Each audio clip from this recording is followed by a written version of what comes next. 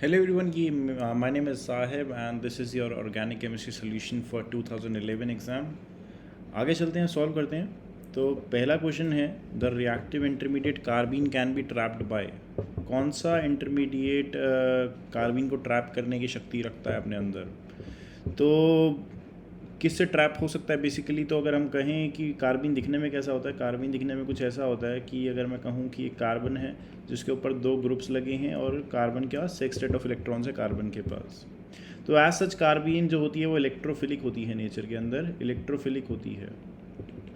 तो as such nucleophile से किसी भी उस इलेक्ट्रोफाइल को अटैक करवा सकते हैं, रिएक्ट करवा सकते हैं। लेकिन एज सच कोई भी न्यूक्लियोफाइल नहीं, एक स्पेसिफिक न्यूक्लियोफाइल होना चाहिए और वो स्पेसिफिक न्यूक्लियोफाइल है एल्कीन। क्योंकि जब भी एक एल्कीन के साथ, मान लीजिए मैंने साइक्लोहेक्सीन ले लिया, इसके साथ एक कार्बीन दिख जाएगी इसको, तो ये क्या करेगा, एक कंसर्टेड मैकेनिज्म से एक रिएक्शन करेगा जिससे मुझे जो ऑब्टेन होगा वो होगा एक रिंग ऑब्टेन हो जाएगा जिसके ऊपर ऐसे आर ग्रुप्स लगे होंगे, जो कि आपका बस एक तरह से हुआ क्या है, कार्बन जाके अटैच हो गया है मेरा डबल बॉन्ड से एज सच कि मेरे पास एक 3 मेंबर्ड रिंग फॉर्म हो जाए, और कुछ नहीं। तो अब मैं आगे चलता हूँ। तो आगे अगर मैं बात करूँ तो उन्होंने बोला कि the first step of photochemical reaction of methane is what? Photochemical reaction of methane मतलब कि आपने एक मीथेन लिया, CH4 लिया, उसके ऊपर आपने Cl2HNO की रिएक्शन करवाई, तो आपके पास जो अचीव होगा CH3Cl अचीव हो जाएगा, आपको पता है बात। लेकिन इसके पीछे एक बहुत बड़ी कहानी होती है कि ये अचीव होता कैसे है, बहुत बड़ी कहानी होती है। और उसको अचीव करवाने के लिए बेसिकली आप क्या करते हो, आप सबसे पहले Cl2 और HNO की एसच रिएक्शन करवाते हो। जब Cl2 और HNO की आप रिएक्शन करवाते हो तो क्या होता है, मतलब Cl2 को इन प्रेजेंस ऑफ लाइट लेके जाते हो तो 2 Cl के रेडिकल्स फॉर्म हो जाते हैं, और ये रेडिकल्स जो फॉर्म होते हैं स्टेप को बोलते हैं इनिशिएशन स्टेप बोलते हैं। क्या बोलते हैं? इनिशिएशन स्टेप बोलते हैं। अब ये जो इनिशिएशन स्टेप हो रहा है, इसके बाद क्या होगा, Cl का रेडिकल जाएगा और आपका CH4 के ऊपर अटैक करेगा to form CH3 radical and HCl form कर देगा।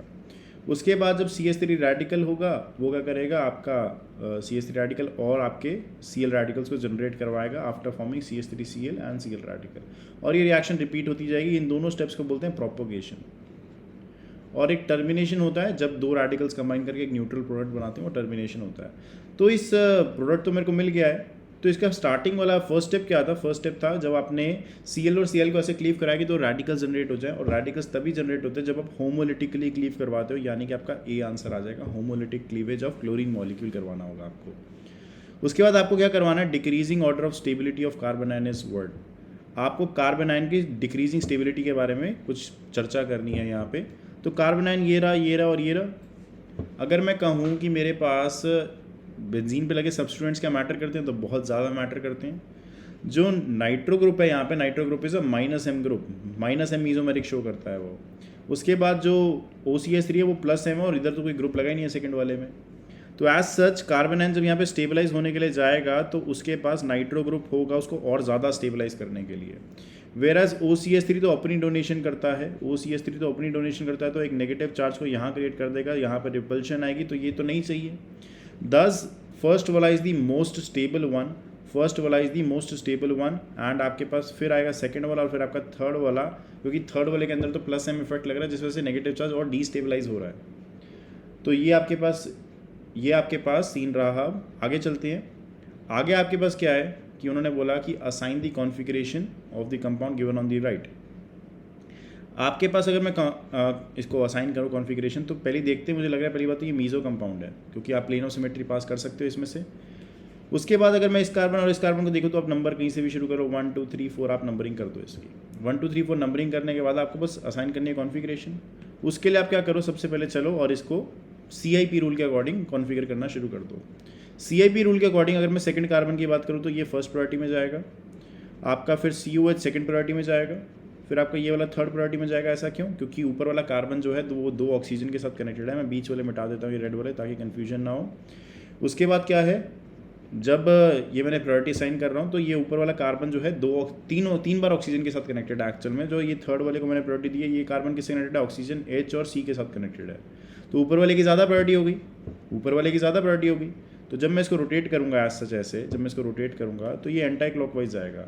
एंटी क्लॉकवाइज मीन्स S जाएगा, और S को मुझे R में कन्वर्ट करना पड़ेगा। क्यों? क्योंकि H जो है वो मेरा हॉरिजॉन्टल प्लेन में है, जबकि वो वर्टिकल में होना चाहिए था।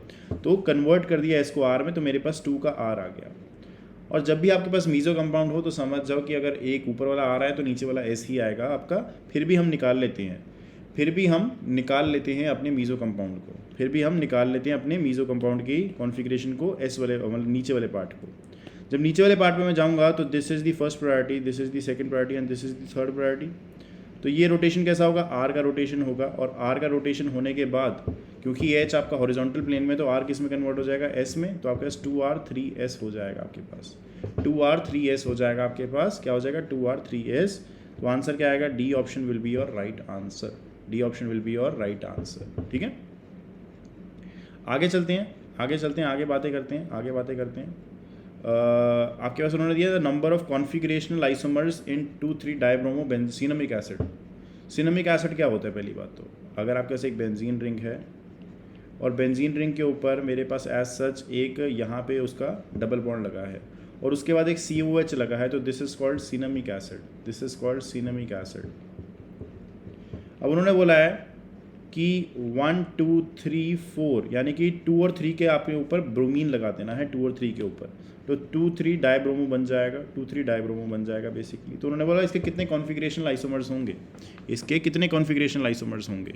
तो basically this compound can exist in cis form और ट्रांसफॉर्म। या तो ये ऐसे एग्जिस्ट करेगा, या तो इसका एक भाई की तरह ये एग्जिस्ट करेगा। कैसे, इसकी तरह जब ये बेंजीन रिंग लेंगे हम और मेरे पास डबल बॉन्ड ऐसा सच ऐसे होगा कि COH यहाँ पे आ जाए, तो BR कहाँ आ जाएंगे, BR ऊपर की साइड आ जाएंगे।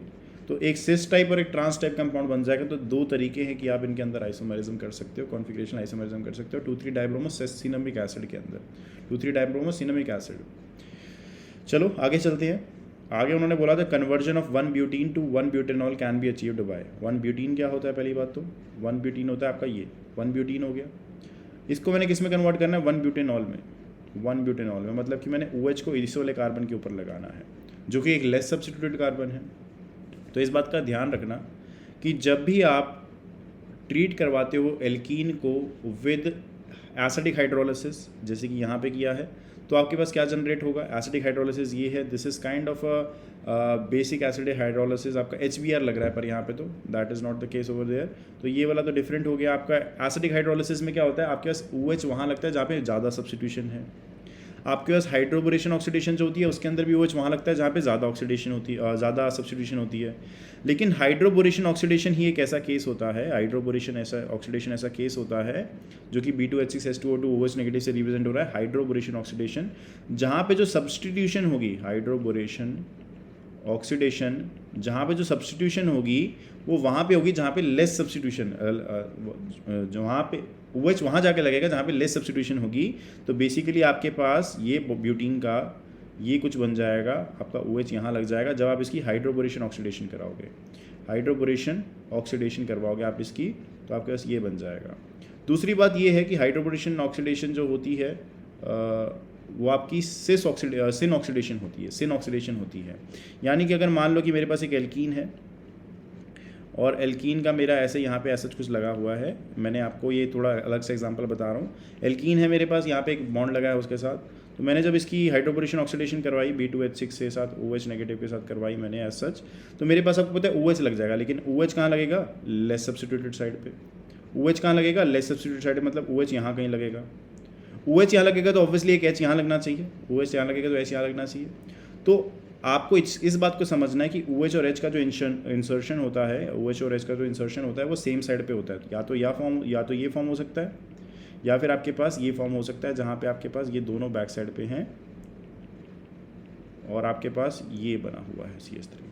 तो बेसिकली OH और H सेम साइड पे इंसर्ट होते हैं जब भी आप हाइड्रोबोरेशन ऑक्सीडेशन कराते हो, और लेस सब्स्टिट्यूट साइड पे अटैक होता है आपका हमेशा। इस बात को ध्यान रखिएगा। तो इस वजह से आंसर आपका B ऑप्शन आ जाएगा। आगे चलते हैं तो उन्होंने बोला which of the following alkenes gives acetaldehyde and 3 pentanone upon ozonolysis. Acetaldehyde दे रहा है आपको, तो एसिटाल्डिहाइड पहले बना लेते हैं, CH3 C double bond O H।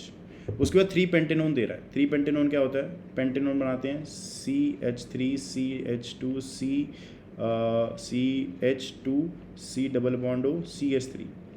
ये आपके पास क्या होगा 3 पेंटेनोन, क्योंकि 5 कार्बन है आपके पास और आपके पास 3 पेंटेनोन दिया है, तो बेसिकली आपको और अंदर बनाना पड़ेगा, एक कार्बन और अंदर बनाना पड़ेगा, यहाँ पे बनाना पड़ेगा, ये बन जाएगा 3 पेंटेनोन और आपके पास ये CH2 है, तो ये 3 पेंटेनोन बन गया। अब ये दोनों मिल रहे हैं आफ्टर ओजोनोलिसिस ऑफ समथिंग। तो कभी भी किसी चीज़ की ओजोनोलिसिस दी हो ना, तो आप इस चीज़ को मोड़ दो, और मोड़ने के बाद क्या करो, इन दोनों को ऐसा कंबाइन करो कि आपके इनके बीच में डबल बॉन्ड रह जाए। तो ऊपर वाले को जब मैं कंबाइन करूँगा तो आपका जो बनेगा एक डबल बॉन्ड के बाद वो ऐसा कुछ बन जाएगा कि कार्बन यहाँ लगा है, CH3 यहाँ लगा है और आपके पास H यहाँ लगा है, ऐसा कुछ बनेगा। तो बेसिकली आपके पास जो जनरेट हो रहा है वो हो रहा है carbon double bond CH3 CH3 और आपके पास फिर कार्बन लगा है, उसके बाद यहाँ पे CH2 CH3 लगा है, उसके बाद यहाँ पे भी CH2 CH3 लगा है। तो अगर मैं देखूँ तो यहाँ पे क्या है, यहाँ पे है 1 2 3 4 5, 3 पे इथाइल ग्रुप लगा है और आपके पास पेंटूइन लगा है, 3 पे इथाइल लगा है और पेंटूइन है, तो आपके पास ए ऑप्शन आ जाएगा। A option is the right answer, जो कि ओजोनोलिसिस के बाद आपके पास बनना चाहिए, ओजोनोलिसिस के बाद, क्योंकि जब आप इसकी ओजोनोलिसिस करवाओगे तो आपके पास एसिटाल्डिहाइड बन जाएगा और आपके पास यहाँ से क्या कीटोनिक बन जाएगा, 3 पेंटेनोन बन जाएगा। बस आप उन दोनों को ज्वाइन करा दो कार्बोनाइल वाले पार्ट को, तो आपका आंसर बन जाएगा, एल्कीन बन जाएगा। बिल्कुल सही। आगे चलते हैं। आगे उन्होंने बोला है कि the bromination in presence of light of, ये क्वेश्चन बहुत लोग गलत करते हैं, बहुत बच्चे गलत करते हैं क्वेश्चन को। उन्होंने बोला bromination in presence of light of isopropyl benzene result in, आपके पास क्या है, आइसोप्रोपाइल बेंजीन है, आइसोप्रोपाइल बेंजीन है आपके पास। तो आइसोप्रोपाइल बेंजीन दिखने में कैसी होती है, ऐसी होती है आइसोप्रोपाइल बेंजीन। उन्होंने बोला कि आप इसको क्या करवाओ, प्रेजेंस ऑफ लाइट के अंदर ब्रोमिनेशन करवाओ, Br2HNO की प्रेजेंस में आप ब्रोमिनेशन कराओ। तो आपको पता है कि हैलोजिनेशन ऑफ एल्कीन्स या हैलोजिनेशन ऑफ हाइड्रोकार्बन जब आप करते हो इन प्रेजेंस ऑफ लाइट, तो कैसे होता है, अभी थोड़ी देर पहले इनिशिएशन और प्रोपोगेशन स्टेप हमने स्टडी किया था। तो जब इसकी बात मैं करूँ यहाँ पे, तो इनिशिएशन प्रोपोगेशन स्टेप में जाके क्या होता है कि Cl रेडिकल उस टाइम जब हमने किया था, Cl रेडिकल क्या करता था, Cl रेडिकल आपका एक नया एल्कीन को जनरेट करवाता था। अभी थोड़ी देर पहले ही हमने जिस क्वेश्चन को किया था, तो प्रोपोगेशन स्टेप में वैसा काम होता था, मतलब ये जो ब्रोमीन रेडिकल यहाँ से इनिशिएशन में शुरू होगा, इनिशिएशन में बनेगा, वो आपका रेडिकल जनरेट करवाएगा। इस बात का ध्यान रखना कि आपके जो रेडिकल्स जनरेट होते हैं वो ज़्यादा स्टेबल जगह पे जनरेट होती हैं। प्रोपोगेशन स्टेप में जो रेडिकल जनरेट होगा एल्केन में से, वो ज़्यादा स्टेबल जगह पे जनरेट होगा, और रेडिकल जो यहाँ पे स्टेबल है, जो रेडिकल यहाँ पे स्टेबल है वो इसके ऊपर है, इसके ऊपर ज़्यादा स्टेबल रेडिकल है, क्योंकि रेडिकल रेजोनेंस स्टेबलाइज्ड है, रेडिकल रेजोनेंस स्टेबलाइज्ड है। इस वजह से आपके साथ आंसर आना चाहिए वो ये आना चाहिए कि आपके पास जो ब्रोमीन इंसर्ट होगा वो बीच वाली जगह पे इंसर्ट होगा, रादर देन आपका साइड वाली जगहों पे। होता कैसे है, जब Br रेडिकल आ जाता है इनिशिएशन स्टेप से, तो वो इस जगह पे जो H यहाँ पे होगा उसको एब्स्ट्रैक्ट करवाएगा ऐसे, और यहाँ पे रेडिकल जनरेट करवा देगा to form that Br over there. ठीक है, इस बात का ध्यान रखिएगा। तो आपका आंसर डी ऑप्शन आ जाएगा, आपका आंसर डी ऑप्शन आ जाएगा, इस बात का ध्यान रखिएगा। उन्होंने बोला aryl halides are less reactive than alkyl halides towards nucleophilic substitutions due to, जो एराइल हैलाइड्स होती हैं, जो एराइल हैलाइड्स होते हैं आपके पास, एराइल हैलाइड्स ये हो गए, मैंने यहाँ पे कोई भी एक हैलोजन लगा दिया, यहाँ पे बेसिकली मैं चलो Cl लगा दिया, तो उन्होंने बोला these are not reactive towards nucleophilic substitution. तो मे बी 2009-2010 में जब हमारे पास ऐसे क्वेश्चन आया था, हमने कहा था Cl के ऊपर जो लोन पेयर है वो एज सच इसके ऊपर पार्शियल डबल बॉन्ड कैरेक्टर दे देते हैं, इस वजह से न्यूक्लियोफिलिक सब्स्टिट्यूशन पॉसिबल नहीं हो पाती। तो ये क्या हुआ, ये रेजोनेंस हुई है, रेजोनेंस हुई है, रेजोनेंस की वजह से ये काम हो रहा है, रेजोनेंस स्टेबलाइजेशन मिल रही है मेरे एराइल हैलाइड्स के अंदर, जिस वजह से क्या हो रहा है, न्यूक्लियोफाइल जब बाहर से आएगा तो वो सब्स्टिट्यूट नहीं कर पाएगा, इसको एसेस निकाल नहीं पाएगा, क्योंकि एक पार्शियल डबल बॉन्ड कैरेक्टर आ जाएगा इसके अंदर।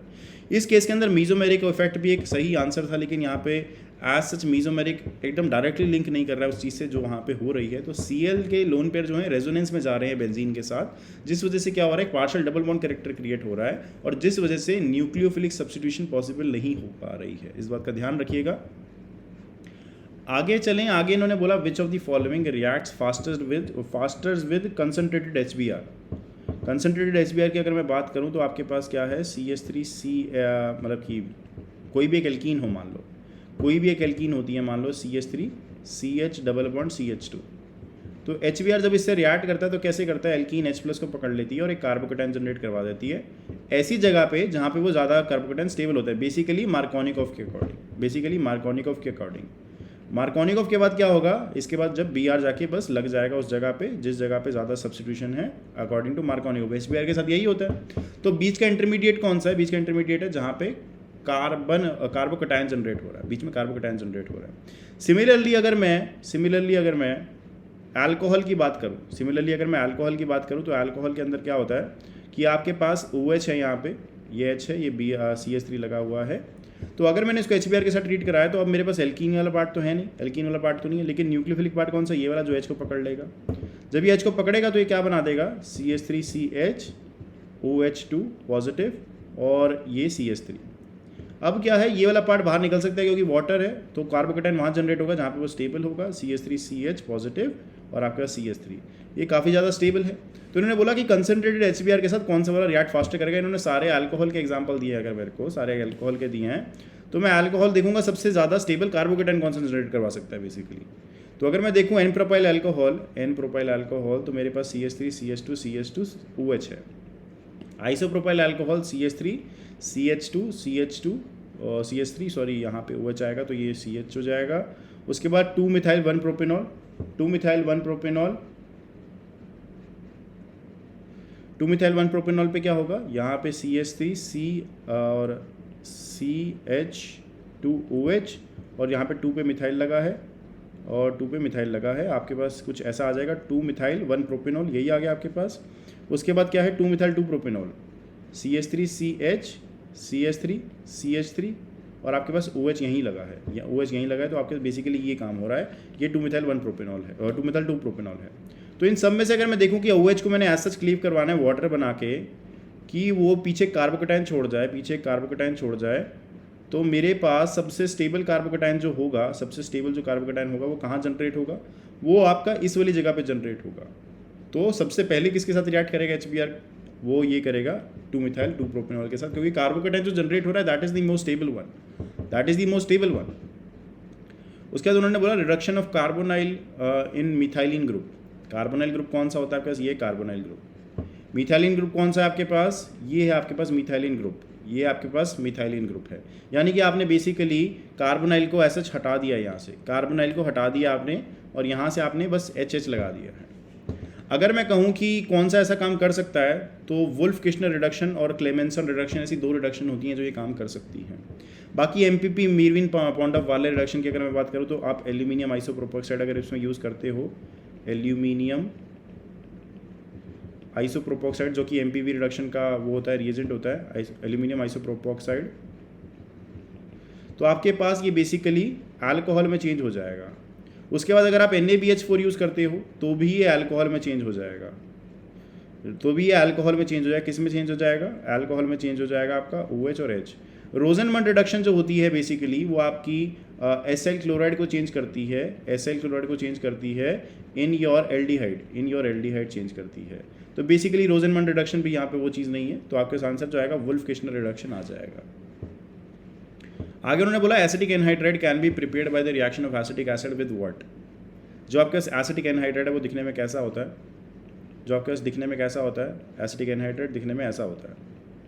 और आपको बनाना किससे है इसको, आपको बनाना है एसिटिक एसिड से, तो एसिटिक एसिड को इसमें कैसे कन्वर्ट कर सकता हूँ, आपको दिख रहा है कि ये ग्रुप कॉमन है दोनों के अंदर, ये ग्रुप कॉमन है 2 साइड, मतलब कि 2 आपके एसिटिक एसिड लगेंगे, इस साइड से भी CH3CO OH, दोनों साइड से एक लगेंगे। अगर मैं इन दोनों को ऐड करूंगा एज सच कि मेरे पास एसिटिक एनहाइड्राइड फॉर्म हो जाए, तो इसके बीच में क्या है, इसके बीच में सिर्फ एक O है, इसके बीच में OHHO है, यानी कि मुझे एक वाटर को एलिमिनेट करवाना पड़ेगा, H2O को एलिमिनेट करवाना पड़ेगा। H2O को एलिमिनेट करवाने के लिए मुझे क्या चाहिए, डिहाइड्रेटिंग एजेंट चाहिए। डिहाइड्रेटिंग एजेंट इनमें से जो है वो है phosphorus pentoxide is a very good dehydrating agent, जो वाटर को एलिमिनेट बिल्कुल आसानी से कर देता है, तो आपके फॉस्फोरस पेंटॉक्साइड ये काम कर देगा आपका। आगे चलें तो उन्होंने बोला सेपरेशन ऑफ प्राइमरी, सेकेंडरी और tertiary amines can be achieved bye, ये हमने थोड़ी देर पहले ही आप पिछले एग्जाम्स में किया था, हमने 2009 या 2010 में किया था, जब हमने कहा था कि अमीन्स को हिंसबर्ग रिएजेंट बहुत ही अच्छे से डिस्टिंग्विश कर देता है। जहाँ पे आपके पास क्या होता है, जहाँ पे आपके पास एक SOCl ऐसा होता है, TSCl भी बोलते हैं इसको, या बेंजीन सल्फोनाइल क्लोराइड भी बोलते हैं, जो कि जब रिएक्ट करता है प्राइमरी अमीन के साथ तो आपके पास एक सॉल्युबल कंपाउंड बनाता है जो NaOH में सॉल्युबल होता है। जब 2 डिग्री अमीन के साथ रिएक्ट करता है तो सॉल्युबल नहीं होता है, इनसॉल्युबल होता है। और जो टर्शरी वाला होता है उसके साथ तो रिएक्शन ही नहीं हो पाती है ढंग से, तो उसको HCl में डिटेक्ट करना पड़ता है बाद में। आपके पास हिंसबर्ग रिएजेंट अमीन्स को डिटेक्ट करने में काम आता है। उन्होंने बोला reduction of benzonitrile with lithium aluminium hydride. Benzonitrile क्या होता है, आपके पास बेंजीन है, उसके ऊपर C ट्रिपल बॉन्ड N लगा है, C ट्रिपल बॉन्ड N लगा है। इसको मैंने कन्वर्ट करना है किसी और चीज़ में LiLH4 की प्रेजेंस में। तो LiLH4 क्या है, एक रिड्यूसिंग एजेंट है जो कि H नेगेटिव न्यूक्लियोफाइल अपने अंदर रखता है। तो अगर मैं कहूँ कि नाइट्राइल को मैं खोल के लिखूँ तो नाइट्राइल ऐसा होता है, ये आपके पास बेंजीन रिंग बनी हुई है। अब LiLH4 का जो H नेगेटिव है, LiLH4 का जो H नेगेटिव है वो आएगा, इसके ऊपर अटैक करेगा, इसको इधर भेज देगा, इसको इधर भेज देगा। तो जो चीज़ जनरेट होगी वो होगी बेंजीन, उसके ऊपर ऐसे एज सच आपका C डबल बॉन्ड N और यहाँ पे H लग जाएगा और यहाँ पे N नेगेटिव आ जाएगा, जो कि बाद में एक H पकड़ लेगा प्रोटॉन डोनर से। ये रिएक्शन 2 बार हो सकती है, तो आपके पास फाइनली जो प्रोडक्ट आएगा वो कुछ ऐसा आएगा जहाँ पे बेंजीन के ऊपर CH2 लगा है और NH2 लगा है, और इसका नाम होता है बेंजाइल अमीन। इसका नाम क्या होता है, बेंजाइल अमीन होता है इसका नाम, और 10 आपके पास बेंजाइल अमीन अचीव हो गया है। आगे चलते हैं, उन्होंने बोला pH eight which amino acid behaves like a neutral molecule. अगर मैं न्यूट्रल pH की अमीनो एसिड की बात करूँ तो अमीनो एसिड दिखता कैसा है, आपके पास एक कार्बोक्सिलिक एसिड ग्रुप होता है जिसके साथ में एक NH2 लगा होता है अल्फा पोजीशन पे, और साथ में एक R ग्रुप को ही होता है। तो ये क्या है, अल्फा अमीनो कार्बोक्सिलिक एसिड्स बोल सकते हो आप अमीनो एसिड्स को ये अमीनो एसिड्स का जनरल स्ट्रक्चर है। अब अमीनो एसिड की मैं बात करूं तो यहाँ पे NH2 एक बेस होता है, नाइट्रोजन के ऊपर लोन पेयर होते हैं, कार्बोक्सिलिक एसिड एक एस्टर होता है। तो ये प्रेफर करता है अपना H देना और ये प्रेफर करता है उसका H लेना। तो नॉर्मली जो एग्जिस्टेंस होती है वो ऐसी होती है कुछ, वो नेगेटिव, और आपके पास यहाँ पे जो बन जाता है C के ऊपर NH3 पॉजिटिव, और आपके पास ये H और ये R इसके ऊपर है। ये आपके पास कुछ स्ट्रक्चर बन जाता है, तो यूजुअली एग्जिस्ट करता है मेरे अमीनो एसिड्स का। अमीनो एसिड्स यूजुअली ऐसे एग्जिस्ट करते हैं। अगर हम मान लो कि मैंने इसको बेसिक में, मैं इसको एसिडिक मीडियम में लेके आया, एसिडिक मीडियम में बहुत सारा H+ होता है, तो क्या H+ कहाँ जाएगा, H+ इसके ऊपर चला जाएगा, और आपके पास क्या बन जाएगा, RCH NH3 पॉजिटिव और आपके पास COOH, यानी कि आपके पास जो एसिडिक मीडियम है उसके अंदर it is acting as a cation. और अगर मैं बेसिक मीडियम में ले जाऊं तो यहाँ से प्रोटॉन रिमूव हो जाएगा, और प्रोटॉन रिमूव जब होगा तो मेरे पास क्या बन जाएगा, RCH NH2 और आपके पास CO नेगेटिव, क्योंकि बेसिक मीडियम में तो H+ जितना निकले उसके पास उतना सही है, CO नेगेटिव होगा यहाँ पे। तो आपके पास बेसिक मीडियम में it is acting as a anion. तो एसिडिक में कैटायन, बेसिक में एनायन की तरह एक्ट कर रहा है, लेकिन बीच में जब उसके पास कुछ नहीं है तो वो न्यूट्रल पॉइंट पे है। ऐसा pH जहाँ पे वो न्यूट्रल रहता है उसको pH को कहते हैं आइसोइलेक्ट्रिक पॉइंट कहते हैं उसको। यहाँ पे आइसोइलेक्ट्रॉनिक लिखा है, लेकिन आइसोइलेक्ट्रिक होना चाहिए, आपके पास आइसोइलेक्ट्रिक होना चाहिए। चलो आगे चलते हैं। तो उन्होंने बोला which of the following carbohydrate is not a reducing sugar. Carbohydrate कौन सी रिड्यूसिंग शुगर नहीं होती है। तो एक सिंपल से फंडे की अगर मैं बात करूं कि अगर मैं रिड्यूसिंग शुगर की बात कर रहा हूं तो जो cyclic structure in form of open chain structure बन सकता है तो वो एक रिड्यूसिंग शुगर होगा, वरना वो रिड्यूसिंग शुगर नहीं होगा। मेरे पास कुछ ना कुछ एक इमेज पड़ी होगी यहाँ पे, ये रही इमेज। आपके पास मान लीजिए ये वाले पार्ट की अगर मैं बात करूँ डी ग्लूकोज और डी फ्रक्टोज की, तो मेरे पास ये वाला कार्बन जो है दिस इज एनोमेरिक कार्बन, ये वाला कार्बन एनोमेरिक कार्बन है, जो कि आप जब ओपन चेन स्ट्रक्चर देखोगे तो उससे ही जब एक क्लोज चेन बनेगा तो जिस कार्बन से बनेगा वो आपका एनोमेरिक कार्बन होगा। इस कार्बन के ऊपर एक O ग्रुप लगा है जिसके साथ एक R ग्रुप लगा है, पूरा का पूरा ये वाला R ग्रुप लगा है, और इस कार्बन के साथ एक O लगा है जिसके ऊपर एक H लगा है। तो this is called a hemiacetal, और यहाँ पे अगर मैं देखूँ तो this is also a hemiacetal over here, anomeric carbon के ऊपर, फ्रक्टोज के ऊपर। वेरस अगर मैं सुक्रोज के स्ट्रक्चर की बात करूँ तो सुक्रोज के स्ट्रक्चर के अंदर आपके दो चीज़ों को कंबाइन करके बन रहा है। तो ये कार्बन के ऊपर अगर ये वाला कार्बन देखूँ मैं अगर तो इसका ऑक्सीजन है, और जिस ऑक्सीजन के ऊपर एक पूरा का पूरा आर ग्रुप लगा है, ये कार्बन के ऑक्सीजन है जिसके ऊपर पूरा का पूरा आर ग्रुप लगा है। सिमिलरली ये कार्बन है जिसके ऊपर ऑक्सीजन है जिसके ऊपर आर ग्रुप लगा है, और ऑक्सीजन है जिसके ऊपर आर ग्रुप लगा है, तो इसको कहते हैं full acetal, not hemiacetal but full acetal. अब दोनों जगह फुल एसिटल है, जिस वजह से स्ट्रक्चर लॉक हो जाएगा और ओपन चेन की तरह एक्ट नहीं कर पाएगा। यहाँ पे ये ओपन चेन की तरह एक्ट कर सकता था, कैसे कि अगर मैं एक एसिडिक मीडियम लेके आऊँ तो ये H इसके ऊपर चला जाएगा, H इसके ऊपर चला जाएगा, जब इसके ऊपर जाएगा तो ये वाला बॉन्ड अपने आप को ऐसा डबल बॉन्ड बनाएगा और ये पूरा का पूरा इसके ऊपर चला जाएगा और ये बॉन्ड ये साइकिल टूट जाएगी, और साइकिल टूटने से क्या होगा, आपके ओपन चेन स्ट्रक्चर अचीव हो जाएगा दोबारा।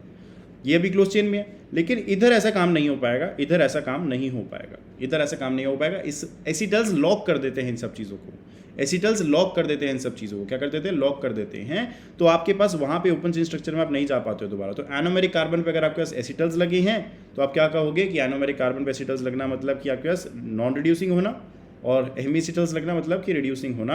और आपके पास सुक्रोज है, ऐसा सब्सटेंस है जो नॉन रिड्यूसिंग होता है। नॉर्मली लैक्टोज माल्टोज भी आपके रिड्यूसिंग होते हैं, सब रिड्यूसिंग होते हैं, सिर्फ यही आपका नॉन रिड्यूसिंग होता है। एक और होता है जो सुक्रोज के साथ साथ नॉन रिड्यूसिंग होता है, लेकिन बाकी सारे रिड्यूसिंग होते हैं। तो आपको इन्होंने इधर बोला which of the following atoms do not exhibit nuclear magnetic resonance, NMR कौन सा एग्जिबिट नहीं करता है। तो इस बात का ध्यान रखना। मैं आपको एक टेबल दिखाता हूँ और इस क्वेश्चन के अंदर फॉल्ट भी बताता हूँ। ये क्वेश्चन डायरेक्टली PO में आया था, लेकिन इस क्वेश्चन के अंदर एक फॉल्ट था। तो ये आपके पास चीज़ें हैं जो आपको पता होनी चाहिए। जब आप न्यूक्लियर मैग्नेटिक रेजोनेंस देखते हो तो आप क्या कहते हो कि NMR एक्टिव कौन सा है। आप देख सकते हो सारे NMR एक्टिव हैं, लेकिन एक चीज़ NMR इनएक्टिव है, एक चीज़ NMR इनएक्टिव है। अब ऐसा है कि आपके पास उन्होंने बोला कि कौन सा NMR एक्टिव होगा, कौन सा NMR इनएक्टिव होगा। तो आपने चेक कैसे करना है, सबसे पहले आप उसका एटॉमिक मास चेक करो, क्या वो ऑड है। फिर आप चेक करो कि उनका जो एटॉमिक नंबर है क्या वो ऑड है या इवन है। अगर आपके एटॉमिक मास ऑड है ना, तो पहले आप देख लो कि NMR एक्टिव होगा। वो एटॉमिक मास अगर ऑड है तो आपके NMR एक्टिवनेस होगी ही होगी 100%। अगर आपके पास एटॉमिक मास क्या है, इवन है, तो आपको जाना पड़ेगा एटॉमिक नंबर के ऊपर। अगर वो ऑड है तो चल जाएगा, NMR एक्टिवनेस हो जाएगी। लेकिन अगर वो दोनों के दोनों इवन है, दोनों के दोनों इवन है, तो NMR इनएक्टिव होगा आपका मॉलिक्यूल, NMR इनएक्टिव होगा। इसकी एक छोटी सी ट्रिक होती है कि आपने किसी भी चीज़ की NMR एक्टिवनेस या इनएक्टिवनेस चेक करनी है तो आप 4 से डिवाइड कर दो, आप 4 से डिवाइड कर दो।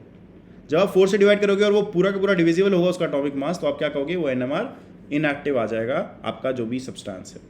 तो यहाँ पे जैसे 12CO, 16CO, 32S, ये सारे के सारे NMR इनएक्टिव हैं। अगर अब मैं चलूँ और यहाँ पे देखूँ, यहाँ पे आपके पास ये सारे के सारे ऑड मास नंबर के हैं, तो ये सारे के सारे NMR एक्टिव हैं। नाइट्रोजन 14 के ऊपर आपके पास मास इवन है, लेकिन आपके पास जो एटॉमिक नंबर होता है वो ऑड होता है। मतलब ये NMR एक्टिव ही है, NMR एक्टिव ही है, ये NMR एक्टिव ही है, कोई दिक्कत नहीं है इसके अंदर। लेकिन आंसर आपका ये वाला आया था, जब वो पेपर के अंदर आंसर ये वाला आया था। क्यों आया था, वैसे तो लॉजिक नहीं बनता इसको आंसर देने का, लेकिन मे बी उन्होंने आंसर इस वजह से दिया हो कि आपके पास यहाँ पे जो N14 है इसको आप यूजुअली प्रेफर नहीं करते हो।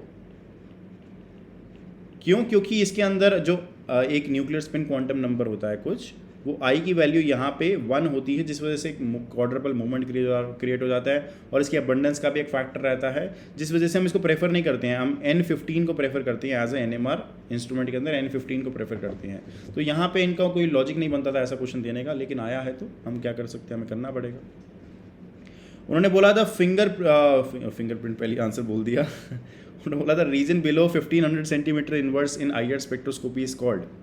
तो IR स्पेक्ट्रोस्कोपी का जो ग्राफ होता है वो कुछ ऐसा दिखता है, ये जैसे 1 हेक्सेनॉल का ग्राफ है, कुछ ऐसा दिखता है, मतलब कि जो स्पेक्ट्रम होता है कुछ ऐसा दिखता है।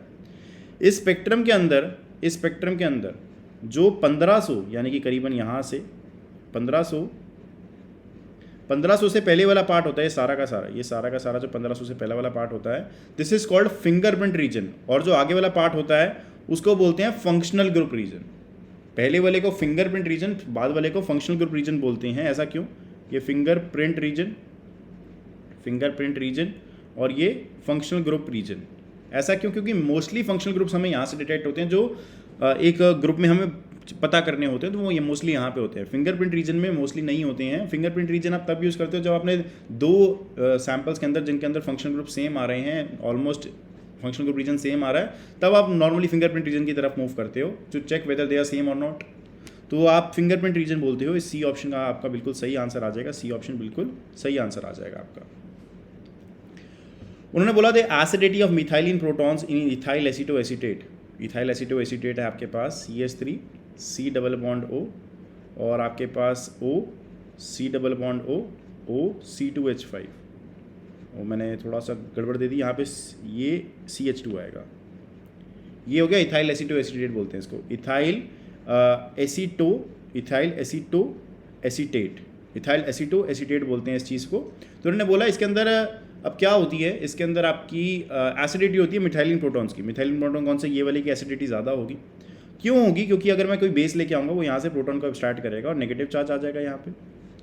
वो नेगेटिव चार्ज दोनों जगह रेजोनेंस स्टेबलाइज्ड है, इस वजह से यहाँ पे जो एसिडिटी होगी इस H की वो ज़्यादा होगी कंपेयर टू बाकी सब जगहों से, इस वाले की ज़्यादा होगी। मिथाइलिन प्रोटॉन्स बोलते हैं इनको, जहाँ पे CH2 ग्रुप लगाओ इसको बोलते हैं मिथाइलिन प्रोटॉन्स। मिथाइलिन प्रोटॉन्स, ज़्यादा मिथाइलिन प्रोटॉन्स की होती है एसिडिटी। तो आंसर क्या आएगा? रेजोनेंस स्टेबलाइजेशन की वजह से होता है काम। आगे चलते हैं, उन्होंने बोला pyridine is less basic as compared to tri methylamine because lone pair reside in. Pyridine जो होता है, पिरिडीन क्या होता है मेरे पास, ये हो गया पिरिडीन, ये हो गया मेरे पास पिरिडीन।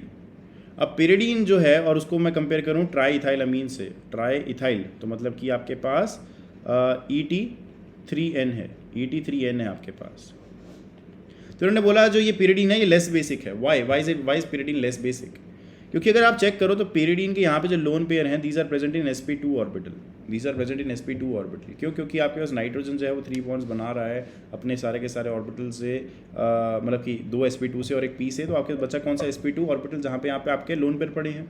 और ये जो लोन पेयर पड़े हैं sp3 में पड़े हैं, और दोनों में एस कैरेक्टर किस में ज़्यादा है? इस वाले में ज़्यादा है। एस कैरेक्टर ज़्यादा होने का मतलब कि इलेक्ट्रोनेगेटिविटी ज़्यादा है, और इलेक्ट्रोनेगेटिविटी ज़्यादा है मतलब कि डोनेशन कम है, और डोनेशन कम है तो बेसिसिटी कम है। इस वजह से आप क्या कहोगे कि आपका पिरिडीन जो होता है that is less basic compared to ET3N because आपके sp2 हाइब्रिडाइज्ड ऑर्बिटल्स में पड़े होते हैं आपके लोन पेयर। अब आगे बात करते हैं तो उन्होंने बोला reaction of methyl magnesium bromide, 3 bar reaction करवानी है आपने, 3 बार रिएक्शन करवानी है। इन आपके पास डाइथाइल कार्बोनेट से आपने रिएक्शन कराया। डाइथाइल कार्बोनेट क्या होता है?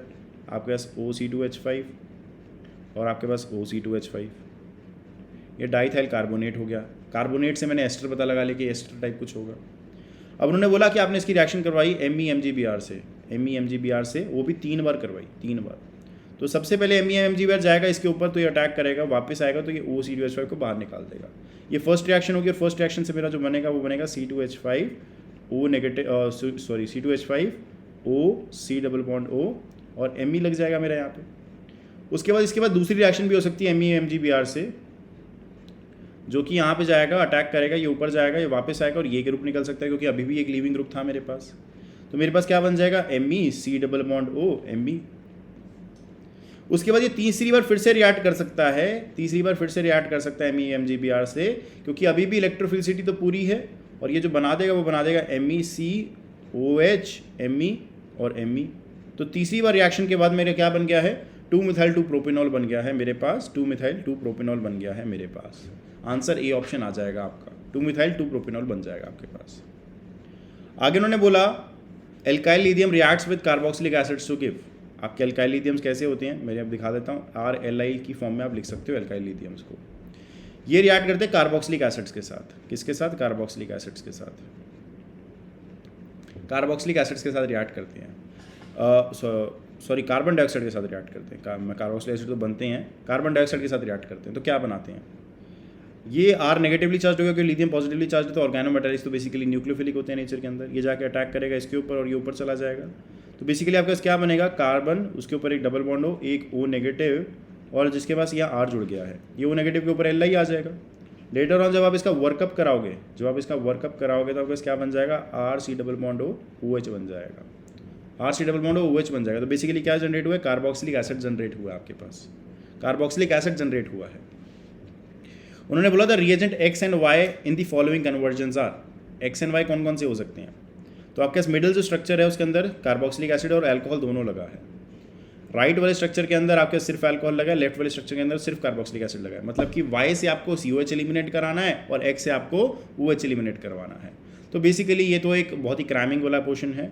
जो डीकार्बोक्सिलेशन में जो रिएजेंट यूज़ होता है वो सोडा लाइम यूज़ होता है। डीकार्बोक्सिलेशन रिएजेंट सोडा लाइम होता है, मतलब कि COH को निकालने के लिए सोडा लाइम यूज़ करना पड़ेगा, मतलब Y जो होगा वो सोडा लाइम होगा। उसके बाद जो OH होता है, OH को रिमूव करने के लिए आप नॉर्मली जिंक का डस्ट यूज़ करते हो, जिंक का पाउडर बना के उसको यूज़ करते हो आप, तो OH रिमूव हो जाता है, तो आपके पास क्या होता है, डी ऑप्शन राइट आंसर आ जाएगा। ये तो बहुत ही एक नॉर्मल सा क्राइमिंग वाला आंसर था और कुछ नहीं था। आगे चलते हैं, उन्होंने बोला था major product of the following reaction given below is called, is मतलब कि वो क्या बनेगा, मतलब कि जो ये अभी इस साइड जो प्रोडक्ट बनेगा वो कौन सा बनेगा। तो ये जो रिएक्शन है जो आपको इसमें देखने को मिल रहा है, दिस इज कॉल्ड 1,3 डाइथाइंस की रिएक्शन। ये बेसिकली एल्डिहाइड कीटोन्स के चैप्टर के अंदर आती है। 1,3 डाइथाइंस की रिएक्शन होती है। इसके अंदर होता क्या है, पहले दिया आपको N-butyl lithium. N-butyl lithium is a very very very very strong base, very strong base. तो ये क्या करता है, प्रोटॉन को एब्स्ट्रैक्ट करता है, प्रोटॉन को एब्स्ट्रैक्ट करता है। कौन से प्रोटॉन को एब्स्ट्रैक्ट करेगा, ये प्रोटॉन को एब्स्ट्रैक्ट करेगा इस वाले को। क्यों, क्योंकि सल्फर अपनी अल्फा पोजीशन पे H जो सल्फर अपनी अल्फा पोजीशन पे जो नेगेटिव चार्ज होता है उसको स्टेबलाइज कर देता है।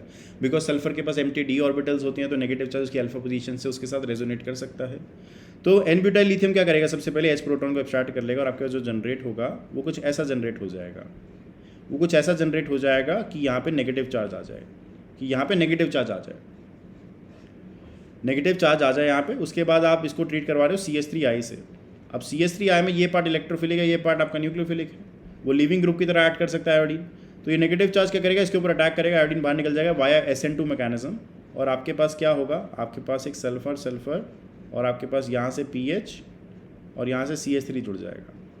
अब आपने एंड में डाला HgClO4। HgClO4 क्या करता है, कार्बन और सल्फर के बॉन्ड्स को ऐसे क्लीव करता है कि हाइड्रोलिसिस हो जाए वहाँ पे और कार्बोनाइल क्रिएट हो जाए। तो मतलब जो क्रिएट होगा वो ये कुछ क्रिएट हो जाएगा, आपके पास क्रिएट हो जाएगा ऐसा कुछ। तो ये क्या है, इसका नाम क्या है इस चीज़ का, इसका नाम है एसीटोफिनोन। क्या नाम है इसका, एसीटोफिनोन होता है इसका नाम, PHCOCH3 का एसीटोफिनोन नाम होता है। तो आंसर क्या आ गया, बी ऑप्शन। आंसर क्या आ गया, बी ऑप्शन आ गया। और ये आज का लास्ट क्वेश्चन, जब आपसे बोला गया the correct order of acidity of the following is, acidity का ऑर्डर क्या रहेगा आपका इन सब की चीज़ों के लिए। आपकी अगर मैं बात करूं एसिडिटी की, तो acidity is dependent upon various factors, जिसमें से इंडक्टिव, मेसोमेरिक रेजोनेंस, आपका हाइपर कॉन्जुगेशन, बहुत चीज़ों पर डिपेंड करता है। लेकिन यहाँ पे जो मुझे फैक्टर देखने को मिल रहा है वो इंडक्टिव इफेक्ट देखने को मिल रहा है। इंडक्टिव इफेक्ट वो भी -I ग्रुप का, -I का। तो यहाँ पे अगर मैं देखूँ Cl लगा है, यहाँ पे F लगा है, यहाँ पे Br लगा है और यहाँ पे Br काफ़ी दूर लगा है। तो बेसिकली यहाँ पे जो इंडक्टिव इफेक्ट शो होगा वो सबसे ज़्यादा इन तीनों के अंदर होगा, और इन तीनों में से भी सबसे ज़्यादा जो इफेक्ट शो होगा वो फ्लोरीन के अंदर होगा, क्योंकि fluorine is the most electronegative one. Fluorine सबसे ज़्यादा अच्छे से इलेक्ट्रॉन्स को खींचेगी। और एसिडिटी -I से इंक्रीज होती है, वाई, क्योंकि जितने ज़्यादा आप इलेक्ट्रॉन्स खींचोगे उतना कार्बोनाइल से इलेक्ट्रॉन्स खींचोगे, उतना वो OH से इलेक्ट्रॉन्स खींचेगा, उतना H आसानी से निकल पाएगा इस पॉजिटिव की फॉर्म में। तो आपके पास क्या होगा, सेकंड वाला मोस्ट आपका एसिडिक रहेगा, उसके बाद आपका Cl वाला ज़्यादा, Cl वाला आएगा, उसके बाद आपका Cl वाला आएगा, क्योंकि Cl की इलेक्ट्रोनेगेटिविटी जो होती है फ्लोरीन से कम होती है, ब्रोमीन से ज़्यादा होती है। तो फिर 2 के बाद 4 आएगा और 4 के बाद आपका 1 आएगा, और ये आपका 3 वाला आएगा इधर, क्योंकि 3 वाला लास्ट में क्यों आएगा, क्योंकि इंडक्टिव इफेक्ट डिस्टेंस डिपेंडेंट होता है। जितना दूर होगा Br उतना ही मुश्किल होगा उसको खींचना, और उतना ही आपका एसिडिटी का होगा, उतना ही फर्क नहीं पड़ेगा एसिडिटी के ऊपर। तो एज सच बी ऑप्शन आपका राइट आंसर आ जाएगा। तो थैंक यू सो मच, हम अगली वीडियो में मिलते हैं।